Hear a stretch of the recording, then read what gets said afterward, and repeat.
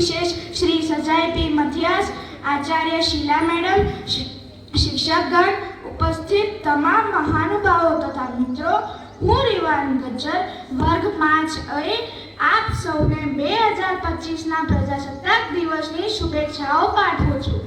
પ્રિય દેશવાસીઓ, આજે આપણે બધા એક ખાસ દિવસને યાદ કરવા માટે અહીં ભેગા થયા છીએ, જેણે આપણને એક મજબૂત રાષ્ટ્ર તરીકે આગળ વધવાની તક આપી। આ માત્ર એક રાષ્ટ્રીય રજા નથી, પ્રજાસત્તાક દિવસ આપણા માટે સન્માનની ભાવના છે।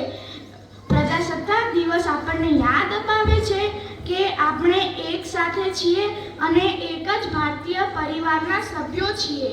આપણે નવા રાષ્ટ્રના નિર્માણ માટે સાથે મળીને આગળ વધી રહ્યા છીએ। ભારતમાં 26 જાન્યુઆરીએ ગણતંત્ર દિવસ ઉજવવામાં આવે છે। આ દિવસે વર્ષ 1950માં ભારતીય બંધારણ લાગુ કરવામાં આવ્યું હતું અને ભારતીય પ્રજાસત્તાકની સ્થાપના કરવામાં આવી હતી। આ દિવસે તે મહાપુરુષોની યાદમાં ઉજવવામાં આવે છે, જેમણે દેશ માટે આઝાદી મેળવ્યા પછી પણ તેને મજબૂત અને સમૃદ્ધ બનાવવા માટે કામ કર્યું હતું। ભારતીય બંધારણના અમલ પછી ભારત પ્રજાસત્તાક બન્યું।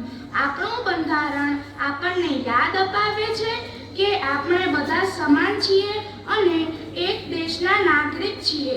આપણે આપણી ફરજો બજાવીને આવનારી પેઢીઓનું સારું ભવિષ્ય ઘડવાનું છે। આવી સ્થિતિમાં આ દિવસે આપણે પ્રતિજ્ઞા લેવી જોઈએ કે આપણે આપણા રાષ્ટ્રને વધુ મજબૂત બનાવીશું અને તમામ નાગરિકોને ન્યાય અને સમાનતાની ભાવના સાથે જીવવાની વધુ તક પ્રદાન કરીશું।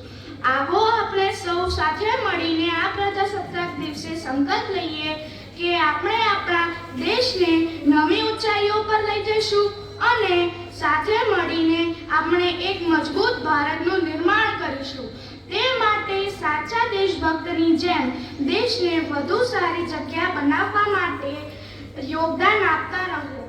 આજે સલામ છે એ વીરોને જેમના કારણે આ દિવસ આવે છે। તે માતા પણ નસીબદાર હોય છે, બલિદાન જેમના બાળકોનું દેશ માટે કામ આવે છે। આભાર। જય હિન્દ।